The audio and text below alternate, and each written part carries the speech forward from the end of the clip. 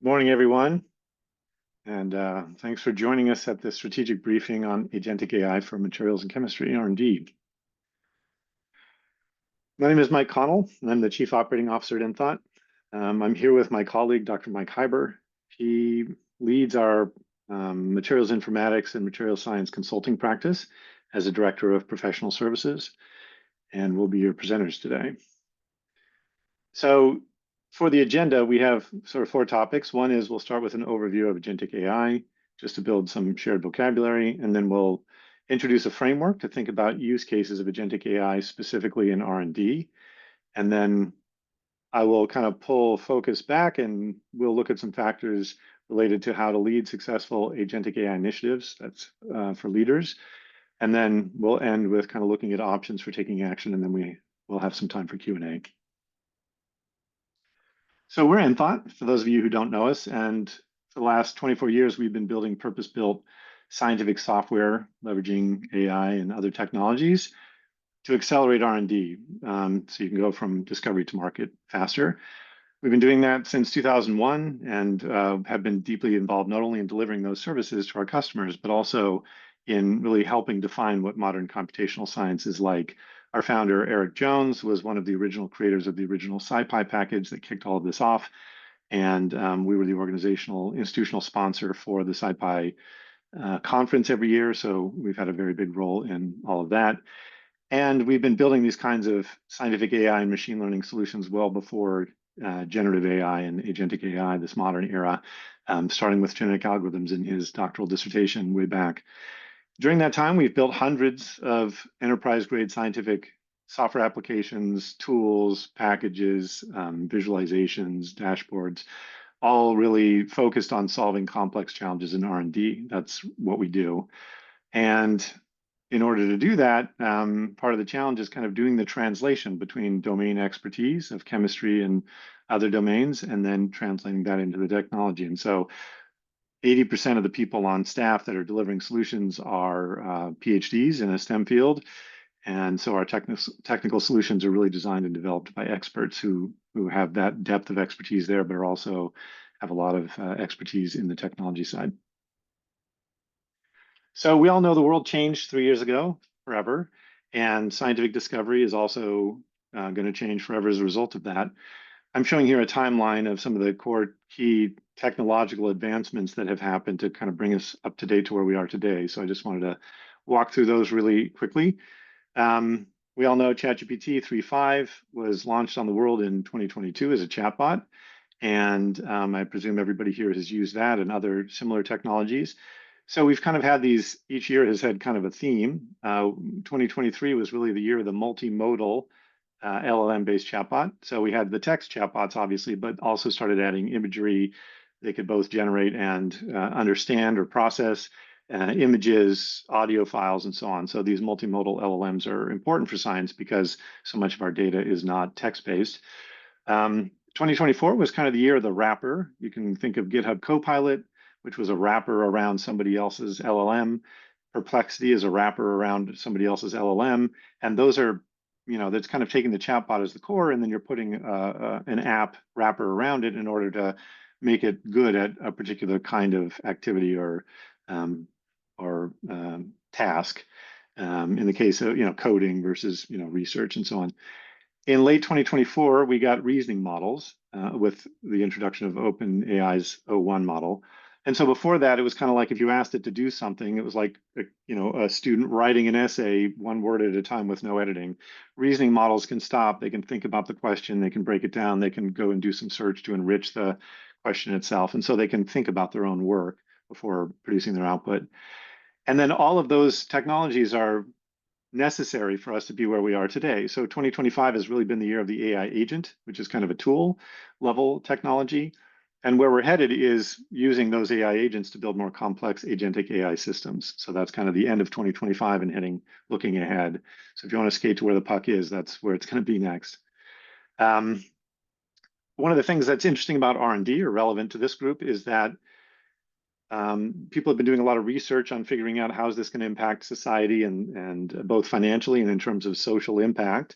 And they've identified R&D and science as one of the biggest areas, the most compelling perhaps, segment where this is going to have an impact, but they've also observed through the research that R&D remains the least appreciated and also the least mature in its adoption. And it's not just them saying that it's the most impactful. You've heard Sam Altman and Jensen Huang and other people talking about that. But it's also, there's this gap between what's possible and what's actually realized today. And that should scream opportunity to you as leaders. It's leaders who step into that gap and figure out how to close it for everybody's benefit. And so one of the things that we're going to talk about today is how do we close that gap in R&D, right? Other industries are moving ahead faster. Agentic AI, we're going to kind of explain to you why we think agentic AI is that enabling technology to close the gap. One thing to first recognize is that the first movers with AI in this space of materials and chemistry R&D are enjoying huge advantages. So this is a little clip from a case study from BASF, who was able to cut chemical research from 18 months down to 3 weeks using AI. And a couple of little points down below that are highlighted. One is that that's a huge speed up, which obviously that's valuable, right? That's a efficiency. But because you're using more information and the way you're doing the work with the help of agents augmenting human experts, they were actually able to get to breakthrough formulations that they said traditional methods would never have been able to identify.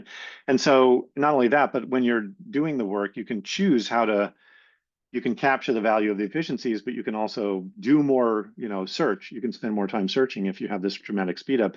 So there's this opportunity both for efficiency and for pushing the envelope on innovation. That's kind of the key idea there. Sadly, most AI initiatives are currently failing. 2 data points on that. One is that Gartner recently just in June, put out a press release describing their research showing that why they believe that over 40% of agentic AI projects are going to be canceled by the end of 2027. That's a cancellation rate. It's not a failure rate, right? These are projects that don't even see the light of day long enough to fail, really. Another data point is you may have heard of this MIT report where they did a bunch of research and they showed that 95%, or they found that 95% of generative AI pilots at companies are failing.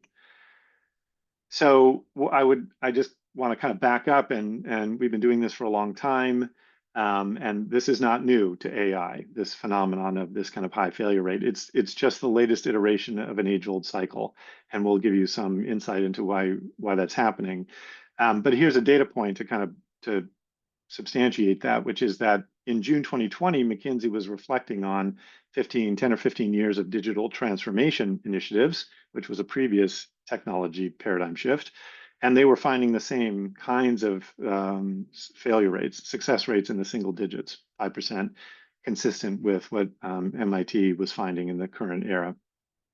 So this is not new, right? And so the question is why? Why does this keep happening? What's the common thread?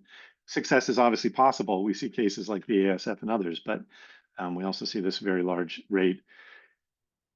Our diagnosis, synthesizing research from McKinsey, Gartner, Ernst & Young, Iconic, MIT, and our own kind of quarter of a century of work, is that almost everyone focuses on technology. But technology is not where the problems come from that lead to these failures. So again, this is pitched for leaders, and this is kind of your realm, is to think about not just how do we build something, but how do we make it successful on behalf of operationally and in the business. And so if you're going to be successful operationally, like getting people to change the way they work or having return on investment for the business, it has to be more than a technology rollout. And so what does that mean? It means it requires solving a complete business problem. Again, we'll kind of drill into that a little bit more.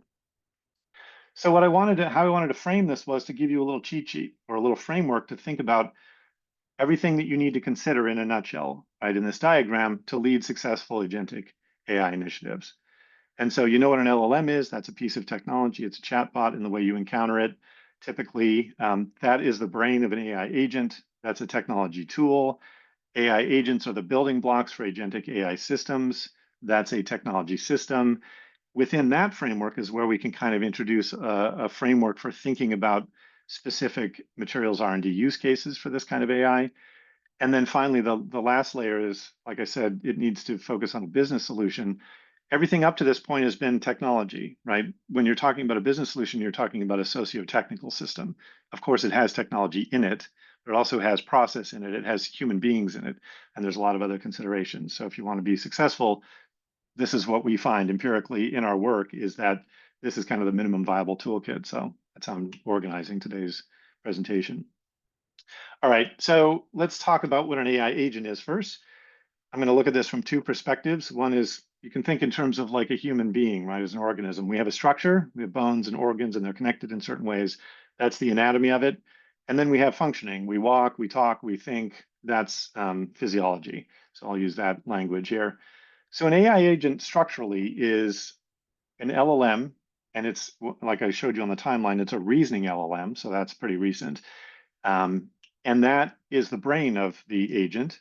And then we equip it with tools, right? So I mean, in our regular life, it's things like making reservations or um, doing calculations, right? It can do those kinds of things. Obviously, for AI, it's accessing research databases, doing deep research, doing calculations, writing code, and so on. So you can equip it with all sorts of tools. That's not enough. It's LLM with tools is part of it, but then you need this agentic wrapper around it.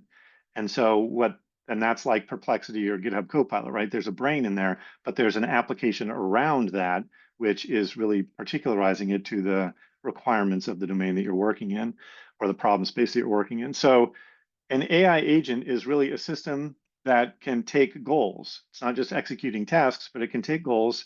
You give it context still, and it can actually use reasoning. It can do planning. That's the agentic wrapper. The reasoning is the LLM, and it can use the tools to pursue goals and complete tasks autonomously on your behalf or the behalf of users. So that's what an AI agent is. Anatomically, it's an LLM plus tools plus this agentic wrapper.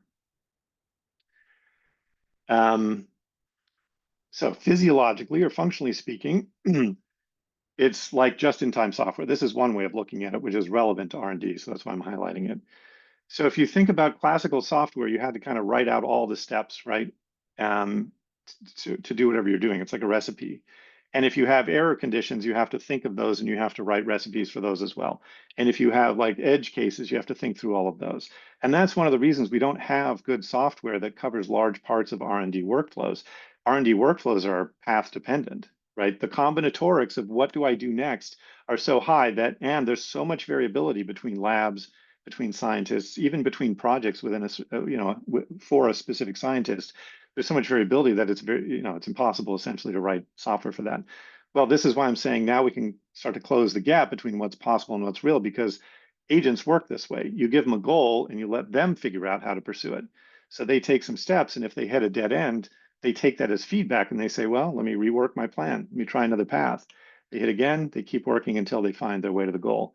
And so this looks a lot like how R&D works, right? It's a path-dependent process. And so you can kind of think of AI agents in this context as just-in-time software that can kind of open that up for us.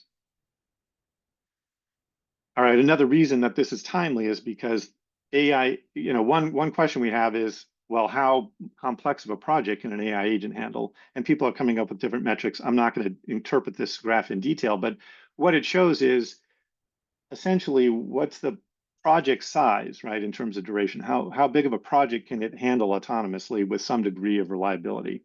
And so when GPT-3.5 came out, it's not agentic, but it could handle tasks that took like 30 to 60 seconds. GPT-5 just came out in August, and it can handle projects between 2 and 4 hours. So we're at the point where we can handle a quarter to a half of a day of work autonomously with some level of reliability. And so it's a way of looking. This is growing at how this is evolving, right? And it's growing exponentially, and we should expect that soon it can handle days or maybe even weeks of projects that take days or even weeks. And in fact, I just saw yesterday that GPT-5 Codex came out, and the claim in the write-up of that was that they, in testing, saw that it could handle projects that took 7 hours autonomously with solving actually an implementation that worked for them. So this is happening, and that curve still seems to be happening, or we still seem to be following it. So that's an AI agent. So the next question is, what's an agentic AI system? Well, we take those agents, and here there are 5 of those agents, and they're composed into this architectural pattern that is coordinating across those 5 agents to achieve a broader and more complex objective. And so that's what we're talking about when we say a workflow. is a broader, more complex, has broader, more complex objectives built into it.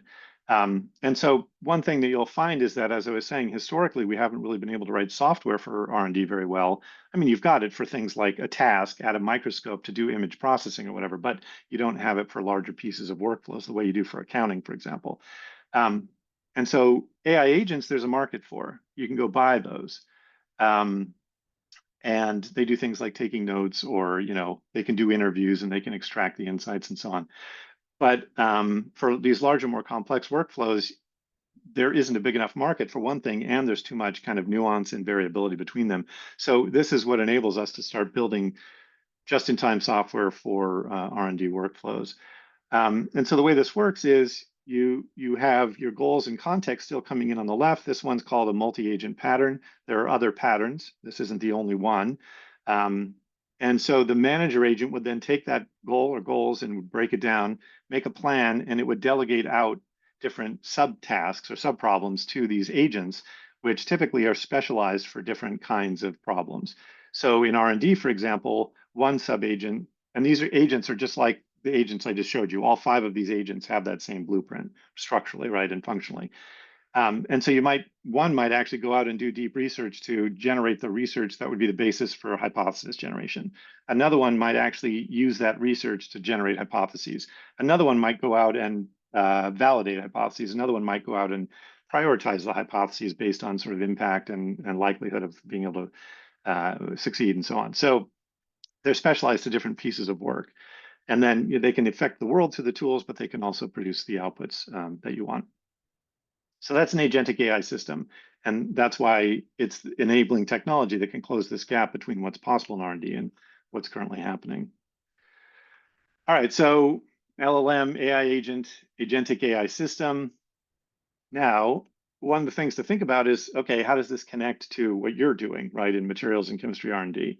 So you're familiar with chatbots, ChatGPT and Gemini. You're familiar with wrappers like Perplexity.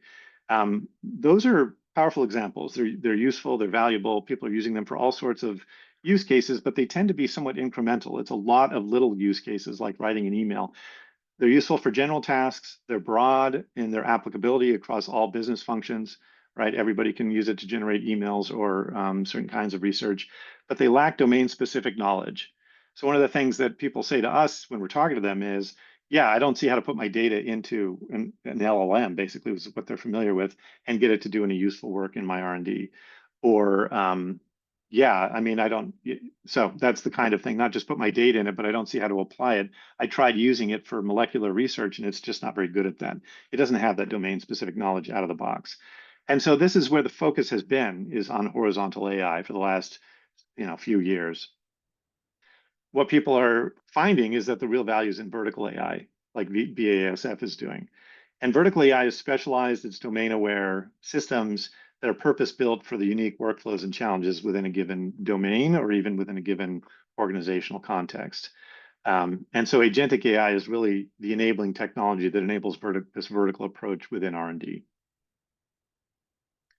All right, so I'm going to hand this off to my colleague at this point to kind of talk us through how some of the use cases in R&D. All right. Thank you, Mike. Okay, so let's say you're interested in implementing a vertical AI solution, like Mike mentioned, within your R&D team to help you tackle some of your important challenges. First, as Mike mentioned, you need to select a challenge that is valuable to tackle from a business perspective. There are likely many interesting technical opportunities, and not all of them are going to be equally valuable to your business. So let's say you've selected one that's critical to your business or either on the short or long term. And before you get started, you want to understand what kind of problem are you trying to solve so that you can determine how a solution should be designed to meet your needs. At a course level, it can be very helpful to understand where you are on the spectrum from early research to late stage product development and manufacturing. So if you're mostly doing early stage research, this is what we would call discovery phase work. In this phase, you're exploring many possibilities to identify areas of interest and learning the fundamental relationships that will be the foundation of future products and processes. In the discovery phase, the design space is immense. even if you have specific product application in mind. The hallmark of a discovery phase research is the need for flexibility. Even if you do have a specific product concept or a learning objective in mind, the path to reaching that objective is not clearly defined in the vast majority of cases. So researchers use their expertise and their experience to make an initial plan, and then they make decisions on what to do next based on preliminary results.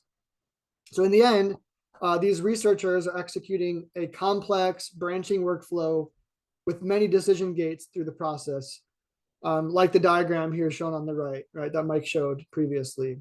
And as Mike mentioned before, agentic AI solutions are great at tackling these kinds of problems, whereas previous technologies may have not enabled this quite so easily. These systems can be designed to perform specific subtasks and have similar judgment as experts so that they can autonomously execute these ill-defined branching workflows with human input provided only as needed. These systems can both dramatically accelerate learning iterations and reduce the number of iterations needed to reach your R&D objectives. This hopefully frees up researcher time to spend more time improving the system itself, for example, adding new capabilities, new tools, and refining the performance of them, while also making sure that the right problems are being tackled. In the development phase, there are still many degrees of freedom in the problem you're working on, but the goal is to standardize and optimize the material and process to create a more robust and reliable product that can be commercialized. Here, again, agentic AI solutions can leverage internal knowledge and external knowledge sources to help you standardize and optimize faster with fewer iterations. And then finally, as one moves up into the scale up and manufacturing phase, the challenge is now to maintain the product properties and quality at scale. There are now new parameters to optimize, and quality and yield optimization becomes critical. Minimizing process defects and process drift over longer timescales, as well as rapidly troubleshooting manufacturing issues, becomes critical to profitability. Here again, agentic AI solutions can help. You can help by potentially tackling the scale-up problem earlier, possibly even during the development phase. If you can do development faster, you can consider more complexity, and that can include scalability. So you could design for manufacturing as part of your development work, even more than you may already be doing today. And AI can be used to diagnose root causes of process excursions and help guide troubleshooting efforts at the manufacturing scale. So to give you a small taste of what agentic AI can do on a more concrete materials chemistry problem, I'm going to demo an application prototype today that we've created over the last few months, sort of as a side project to show you what's possible.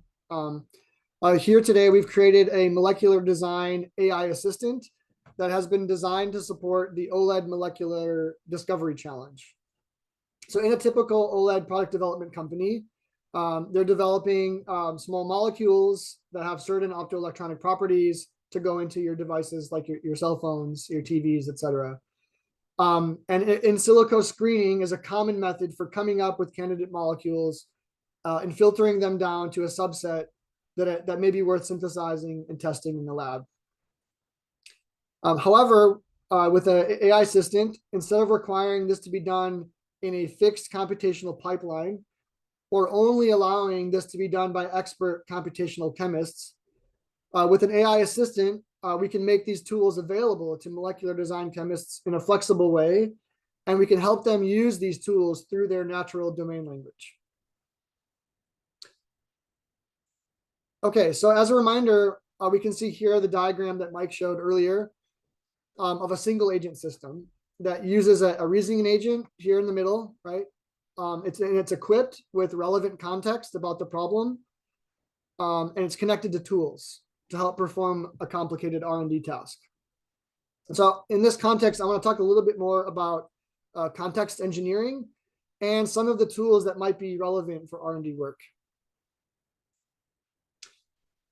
Okay, so yeah, engineering the context or the information that the model has when responding to a user question is critical for achieving high performance on complex R&D tasks.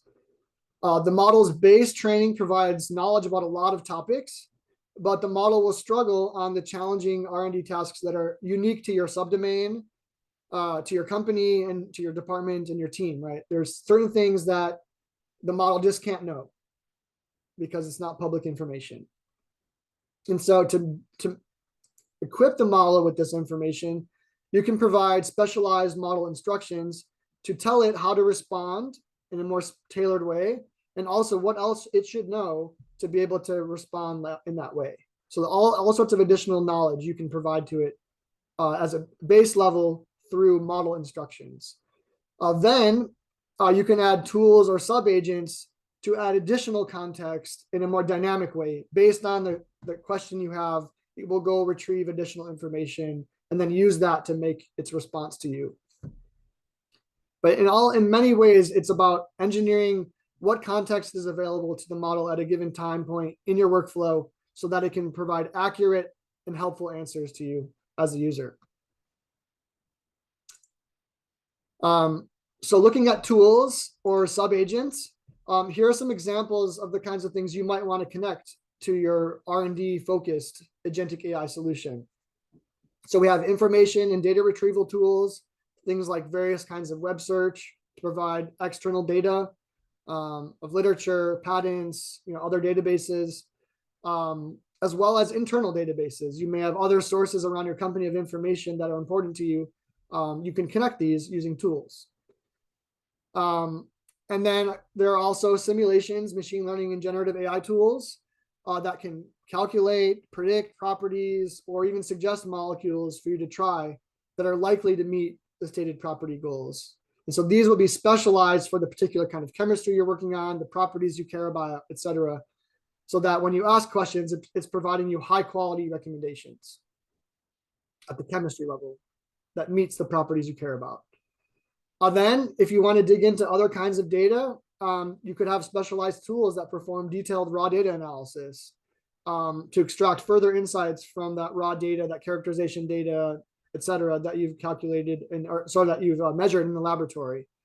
There's ways to do this and make this accessible to you through a chat interface. And finally, there's tools that can help you make research plans. The reasoning agent itself is going to have a default way of coming up with recommendations for a research plan and how to approach a problem. You're going to get that for free with the model.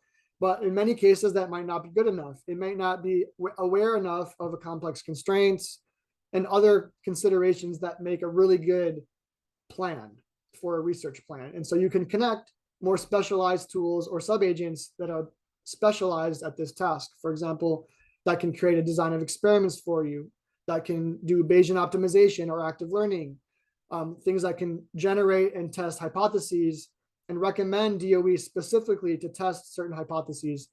Of course, you can do these things manually, but there may be tools that can help you do this really rapidly and then display that back to you for your judgment, or even calculate and run these tools autonomously.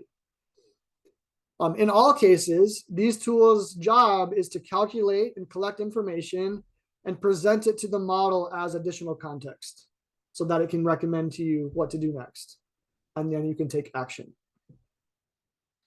So in the application prototype that I've put together, we've provided a bunch of specialized knowledge as model instructions. So this context here, we have a lot of base information.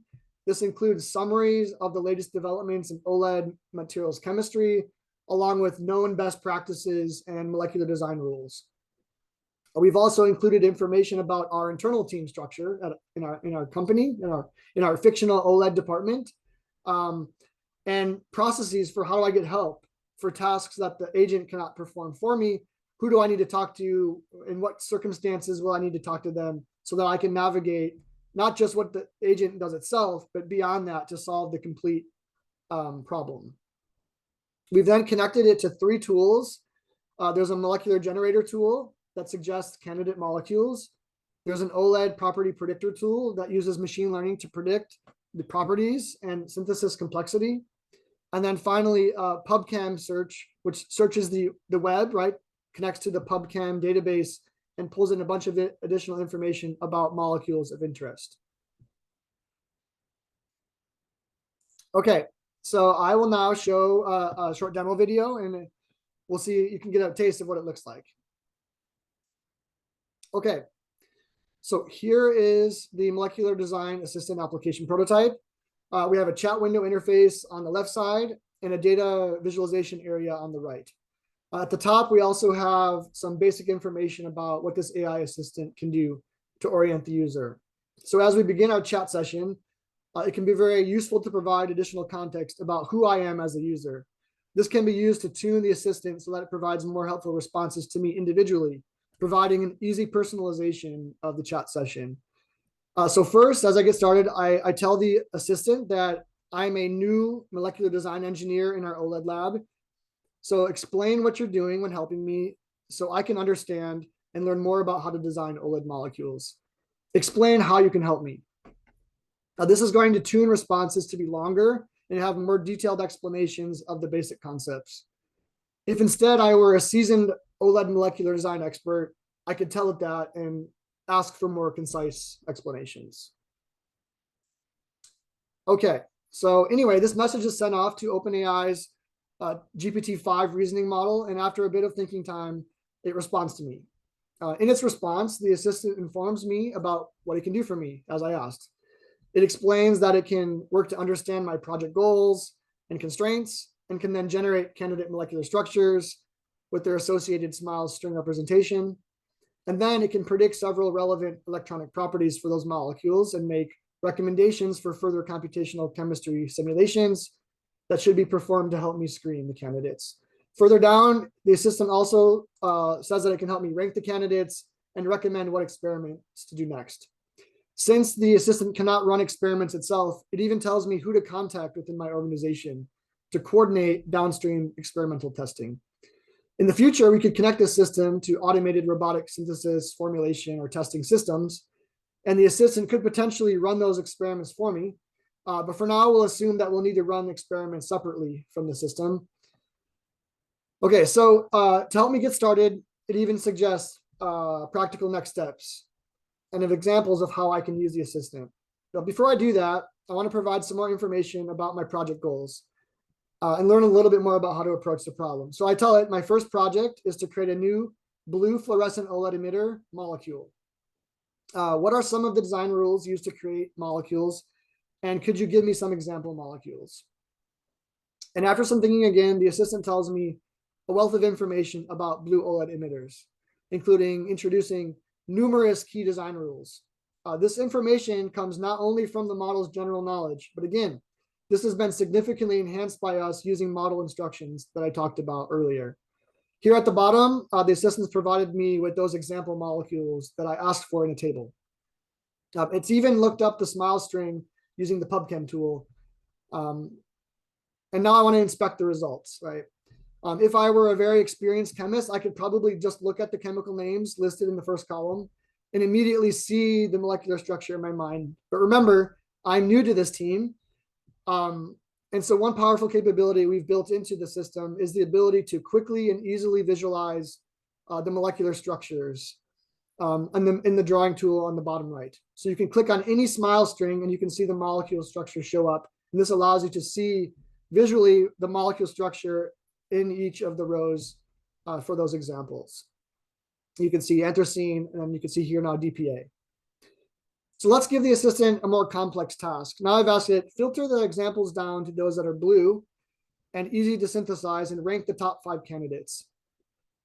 The assistant then looks up information about these molecules and provides me with an initial assessment and provides reasoning for each molecule's ranking based on how it meets the blue criteria and the synthesizability criteria.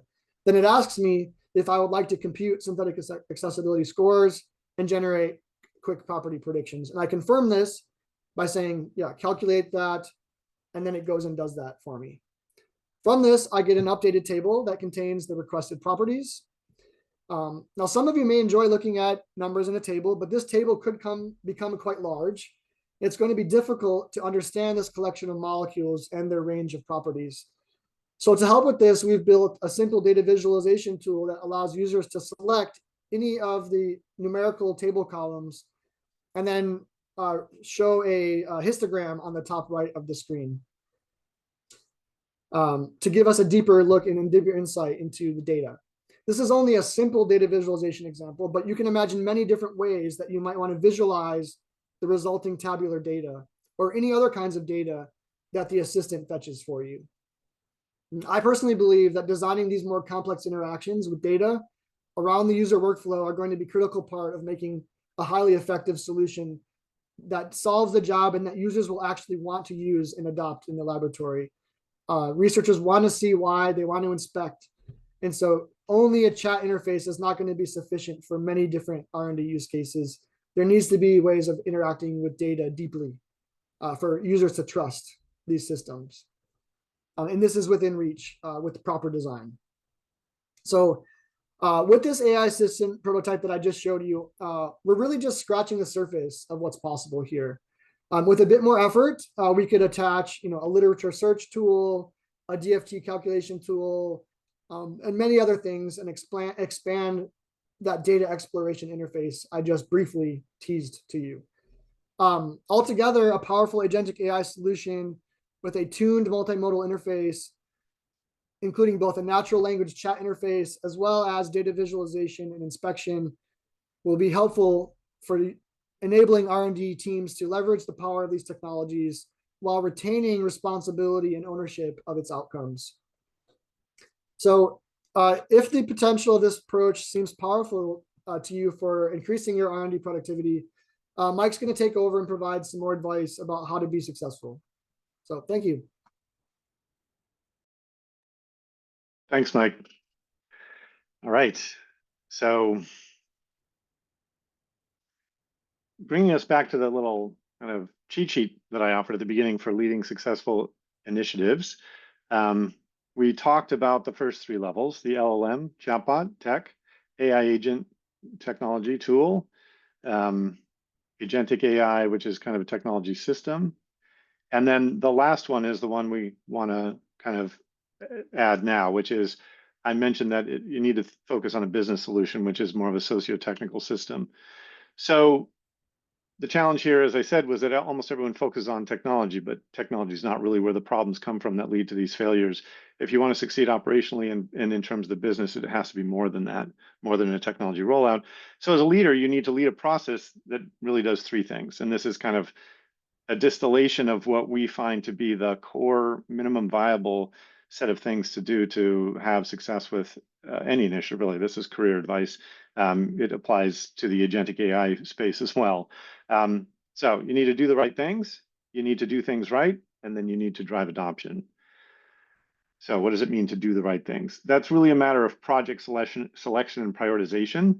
The challenge, and again, this is backed by a lot of the research, this is one of the main drivers of the 40% failure rate that Gartner's forecasting. Many projects fail due to unclear or intangible return on investment. People just don't, you did this thing and they're like, why did you do that? Why is that worth doing? And so what you as a leader can do is make sure that you align your initiatives with clear business case, right? Clear ROI. That's a little more challenging in R&D than in some other domains, and so we have to think about it differently. Sometimes the cost savings, right? That's the hard cost that people focus on. Just as an example, they want to focus on how much money are we saving in labor and stuff. That's valuable, and you should look at that, and that needs to be part of the equation. But really, the question is, what's it worth if we took our biggest competitors, market share away, or 10% of the market share, whatever? That's the sort of thing that you also need to be thinking about as the kind of the top line, not just the bottom line. Okay, so aligning those initiatives is one thing. Developing an explicit rationale for these choices that link to a business case, that's an important step as well. And one way to do that is to have a process that involves the key stakeholders, all of the key stakeholders in this process of discovery, what we call discovery, of figuring out what you're going to do, which means the business people from the BU that's relevant, right? This would be OLED BU, the operational people, the scientists who are doing the work, and then as well as technical stakeholders, right? If you have people working on this, or if IT needs to support it, those people need to be involved in figuring out kind of what's the right project to do, given all the constraints, the value, the challenges, the limitations. You also need to manage all of those people. And so we use a fairly lightweight process that involves a simple roadmap that can really help you to prioritize, to get these people aligned, and then to manage the stakeholders through the life of the project. I've written an article on that was just published on Forbes.com. We'll send you the link to that as part of the follow-up if you're interested in reading a little more detail on that. We don't have time right here to go into it more. All right, so that's doing the right things. Doing things right, the challenge there is that, like I said a couple of times, a production solution involving agentic AI is not just a technology rollout, right? That's the salient thing that everyone focuses on, but it needs to be really more of a business process redesign or a business process design process, which includes all of those flora and fauna in the ecosystem, the people involved, the processes involved, of course, the technology, the data. There are other things like, organizational barriers and things that you also will need to contend with. So what you can do as the leader of this is you can scope the initiative not around a piece of technology, but around a business process, right? That includes all of that. And then you need to make sure to budget for all of those components. That's another one of the main drivers of failures that Gartner and McKinsey and others point to is people budget for the technology and then they get into this and they discover that there's all this other stuff that they need to think about. And people start asking questions about why are we having such cost overruns? Why is this taking so much longer? Put it into the plan, right? And set expectations accordingly. And then this is another one that's kind of a killer is you need to make sure that your team has all of the necessary expertise to deliver this whole solution, business solution successfully, not just the technical expertise. People think, yeah, we've got technical people on staff, we can do this. And then you run into all this stuff and realize that we haven't really done this before as a team, or the key people who need to be doing things don't have it. All right, so that's doing things right. The third thing is driving adoption. The challenge here is that you could have the best technology in the world, doesn't deliver any value if no one uses it. And there are lots of reasons they might not use it, right? They don't know it exists. They don't know how to use it. It doesn't solve 100% of their use case so that they can switch over to it from the old way of doing things. It only does 95%. And that one feature is a killer. We've seen that before. You pick it up early though in an agile development process. That's how we do it is we put it in front of people and they say, yeah, this is awesome, but I can't copy paste where I need to copy paste. And it's like, well, we better add that feature. And so following an agile development and integration process not only is constantly testing that what you're delivering will work with your infrastructure and your data systems and all of your other constraints, but that you're involving end users who are going to be the consumers of this early and consistently in the development process. So you're not having any surprises at the end of a development process where you're kind of dropping it on them and they're saying, well, here are all the things that you're going to need to do. You also need to budget for that stuff. So if you see the pull quote on the right, the numbers vary. McKinsey has found numbers I've seen from a half to 2/3 of your budget for adoption and change management activities. So it varies, but the point is it's not 10%, right? It's as much or more than the investment in the technology itself. But also it's not an afterthought. It can't be an afterthought. You don't deliver the technology and then figure out how to get it adopted. As I've been describing, like at the very beginning, when you're figuring out the right thing to do, that's part of the change management process. You're involving all these leaders and stakeholders and users who are going to be part of the process. That helps them to be ready for it when it comes and excited about it because they've had a say in it.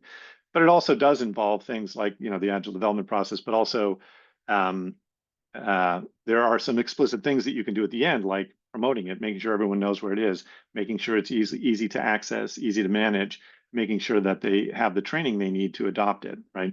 And that's not just a one-time thing. If you're going to make this the standard operating procedure, you're going to need to make sure that new people coming and going also are going to be kind of comfortable onboarding to it, especially in areas where there may be sort of other tools that they're coming in familiar with, like Excel or something. They're going to, they'll just kind of devolve to that or they'll default to that. And so you need to make sure that it's sustainable in that way. Okay, so need to drive adoption. So really the point is you only capture business value if you solve a complete business problem, and you can't just solve one of these and get 33% of the value. It's a weakest link phenomenon. If you solve one of them and not the other two, you get 0% of the value. That's why 95% of them fail in large part, is because of all this stuff. And so yeah, so that's a thing to think about is you actually have to solve the whole thing. One note this is from the MIT paper I cited before, is that doing this internally can be hard for a couple of reasons. One is that the teams often are technologically capable, but they haven't done this sort of a thing before. And the other one is that they have full-time mandates usually. You're tapping people from different, maybe even functions to do this kind of thing. And so they don't have time to attend to this as their primary objective. So what the MIT research found is that when they build these things via strategic partnerships, they're twice as likely to reach full deployment as those that are built internally. Those are a couple of the reasons. And more strikingly, the usage rates by employees are nearly double when you build externally built tools, right? If we're working with you, that's our sole function. That's our success criteria, right? We're fully dedicated to that. And also, we've done this many, many, many times over the last decades. And so we have all of those capabilities, which there may be gaps internally. All right, so this is happening in the marketplace, and it's going to be more and more driven by AI.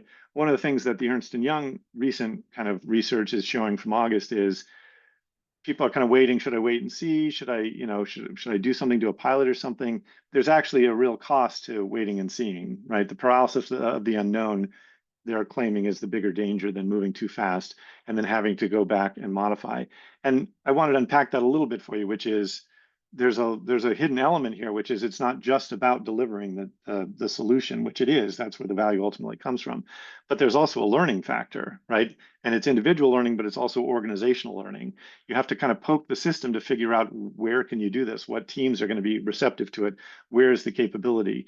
And so building not only that, but like, where's the infrastructure going to get in our way and what changes do we need to make to policies or some of the other things to make these kinds of things happen? That learning is critical to do as early as possible. So getting started with a pilot, and even if that pilot fails, you still learn a lot. And so there's a lot of value there. But if you do all the things we're talking about, your chances of success are going to be much higher. All right, so if we kind of take everything we've talked about and we synthesize it, these are the options that we'll kind of lay out that you have before you. One is you can do nothing, wait and see. We just talked about how the status quo risk is much greater than the pilot risk for those reasons we mentioned. And part of the problem is the longer you wait, this is the fastest technology phenomenon we've ever seen, and it's accelerating. You've seen these curves, right? They're exponential, like the agentic AI curve. The speed gap's going to keep increasing, and that means it's the later you get started, the harder it is to catch up. That's a real thing. You can use off-the-shelf horizontal agents. Those are valuable. You're seeing them. You're probably getting value yourself. The value is diffuse. The ROI is somewhat incremental in each use case. It adds up to a lot. And because of all that, it's not well suited to the complex requirements of R&D. You're seeing this probably. You've tried to do something with chemicals and molecules, and it's just insufficient for that. As Mike showed you, that's not what we're talking about. It's kind of using a generic vertical or horizontal LLM. And so, yeah, you need to build kind of these purpose-built vertical systems. You can do it yourself technology. I've already given you all the kind of caveats about that, but I wanted to take one more minute to kind of talk about something here, which is why does this keep repeating with every technology epoch, right? Digital transformation, cloud computing. Why do we still see such high failure rates? Well, one of the reasons is the technical teams think they do, but they don't have all of the skills involved. They have the technical skills, but they're just not necessarily aware of all the other skills that are required. And part of what happens is new technology comes on, right? Generative AI, agentic AI. Who are they going to tap? They're going to tap the young, eager, energetic person who's not already overloaded with running a business or something. That person gets in there. They have a lot of, they're closest to the technologies perhaps coming, having just been from university, but they don't have the experience of doing these projects successfully as any kind of manager or leader. And so there's a bit of a sort of a conflict there, a tension. And so they say, yeah, we can do this ourselves. You get into it, it takes a year or two to learn those hard lessons. By that time, people move out, they move on, they move over. And the problem is somebody else moves in and they're young again, and we start the whole cycle over again. So that's one of the caveats, is that you have to build momentum, and you have to actually start building a sort of a track record to build confidence and to build excitement and momentum around this stuff. And that's one of the things that gets in the way, is that we're going to do it ourselves. The lessons take so long that the cycle starts over before, and then they move on and take the learning with them. The other thing you can do is you can design a purpose-built agentic system, AI system in-house. It's a great fit for R&D as requirements, as we've talked about.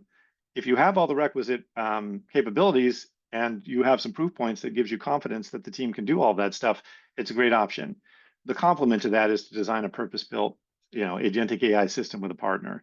And I already kind of talked about the MIT research that shows that there's an advantage with working outside partners for that. I think those are the main points there. All right, so what can you do to get started? Well, the other risk here, and it's related to the one I just talked about as far as kind of that organizational learning never happening. And so each time we get a new epoch, we start the cycle over and 95% fail because everyone's learning. Is there's the planning. So planning is necessary, but one of the things we see is, oh, we're going to have to take a year to plan this out. By that time, the stakeholders are moving over, they're coming and going. And so you can never get any momentum, right? And not only that, but like you can plan until sort of the end of time. You're not going to have all the information you need to make the plan, right? You don't know all the things you need to know about your organization, even the individuals that can and should be involved. And so you can actually take action immediately, get started with a specific, manageable, high value project that ideally is within your authority and capability to lead. You don't have to control all the resources involved, but you do have to have some authority over it to make sure that you can see it through to success.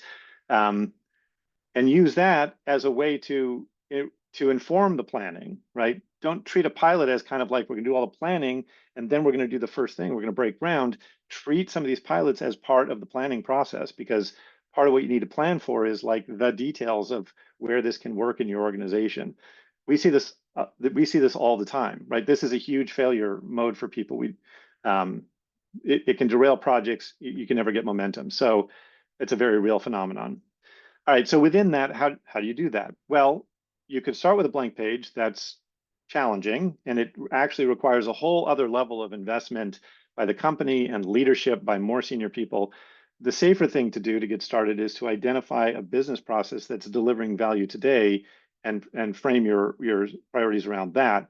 Identify the key workflows, the teams that operate them, map out the processes, define places where AI can give you leverage and generate more value, scope it around that, and then define the success criteria. How will we know that like by making this change to the existing process, we'll see value?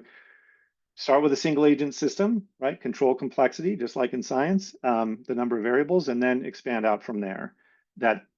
And then think about this as, like I said, there's a learning aspect to this, but there's also you're building muscles, right? Or those are related. There's a learning aspect. Part of that is you're building muscles, and it's okay, right? Sequence it so that if you're trying a pilot, fail fast, learn, move on, take the learnings and move on. It's messy, right? Trying to do something new is messy. That's unavoidable. And so part of this too is if you want to do that, the way we approach it is we want to deliver on a regular schedule for all the reasons I said. You got to engage people. You have to build confidence. You have to build proof points. You have to start showing value for them to continue supporting it. And so plan to deliver phased value through these initiatives. But part of the planning process is you should have a North Star. You should have a vision of where you're going to want to end up. And you want all of these activities and deliverables to build toward that, right? So it shouldn't be a whole bunch of little agents or pieces, right, that are all over the place. You probably already have that in Excel, lots of little Excel tools or other tools that are scattered all over the place, hard to manage. You don't want that. You want to be building towards something bigger and more kind of integrated and coherent. And you can do that. You can sequence that so you're delivering units of value. That's part of kind of the agile philosophy as well, while you're kind of building toward the larger thing. So, like I said, planning can be a paralysis point. It's a danger to overdo it, but there is a minimum viable amount of planning that's required. That's actually vitally important. I've talked about it. That's kind of the doing the right things, doing things right, and driving adoption. You need to make plans for that, but it can be quite lightweight. You can use a roadmap that's 2 pages. You don't need a 300-page Six Sigma binder. And so that's kind of there's a balance point there that you want to achieve. All right, so wrapping up with kind of key takeaways.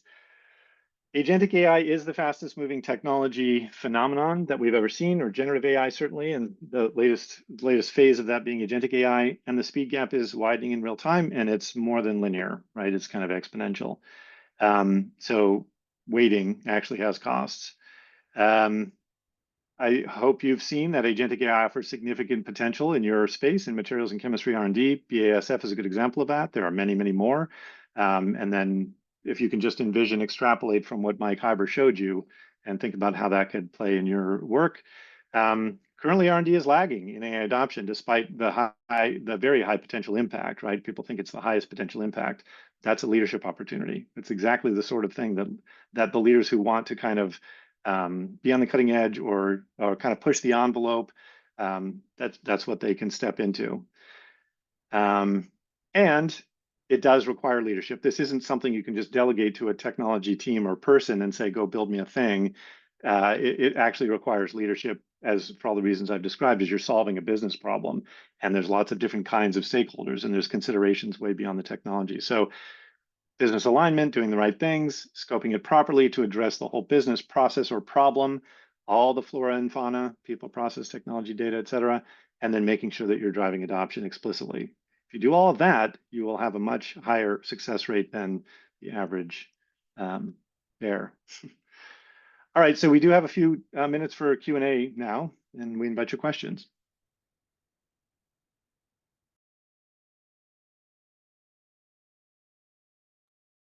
Mike, are you going to join me here? Yes, I am here. All right, so the first question coming through is, how do you protect your proprietary information? Would that shared info become public with exposure to GPT-5o or especially images? Do you want to take that one, Mike? Sure. So a lot of the companies that we work with, they're already using sort of walled off versions of ChatGPT, for example, and OpenAI and other LLM platforms. You can pay them to have a walled off. It's still in the cloud, right? You're still going outside of your infrastructure, but it's walled off, and that data that you send it is not used for additional training of the model, and it's not leaking out, outside of that area. And so if you trust the security of OpenAI, for example, then it's going to be secure. That doesn't mean there's no risks, but I think a lot of companies have agreed that there's some level of risk that's acceptable to leverage the capability of the tools. And so in a tool that we would build would have similar kind of things where we would be careful about what information is sent out publicly and making sure that the proprietary data stays within a controlled cloud space so that you can control and have proper security for that data. Yeah, that's one of the things, I guess, just as a note on that. If people are familiar with using personal versions of some of these tools, the rules are different for that than they are for enterprise. They are aware that enterprises are concerned about security, and you have a lot more control over how your data are used. Even in the individual tools, like if you have a $20 a month subscription, you can actually tell it, don't use my data. So you have some control at that level too, but it's even more pronounced at the enterprise level. All right, second question: how can we incorporate existing physical or Gen AI models or agents in our organization if we're now using your platform?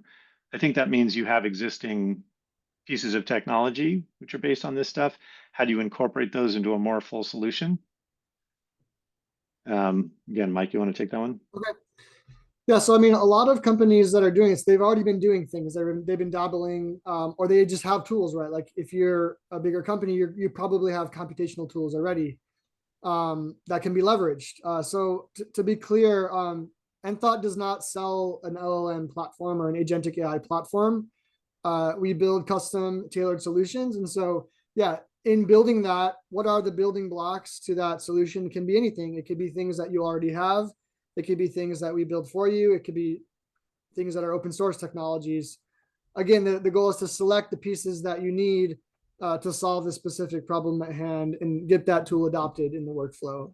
So definitely, it's very common that we work with customers that have existing pieces of technology that they want to use and leverage inside of a bigger system. And that's absolutely allowed and encouraged. Yeah, there's kind of two aspects to that. One is, do you want to incorporate those into a larger solution? And then there's always the kind of R&D IT ops of managing all of these pieces. And we have a piece of technology that we bring to engagements too that makes some of that a lot easier. There are other methods as well. So, all right, I think that's all we have time for. There was at least one more question, which we're happy to follow up with in the follow-up materials. We can take a crack at that. But thanks, everyone. We really appreciate your time and attention. Yeah, thank you for attending. Reach out if you have questions.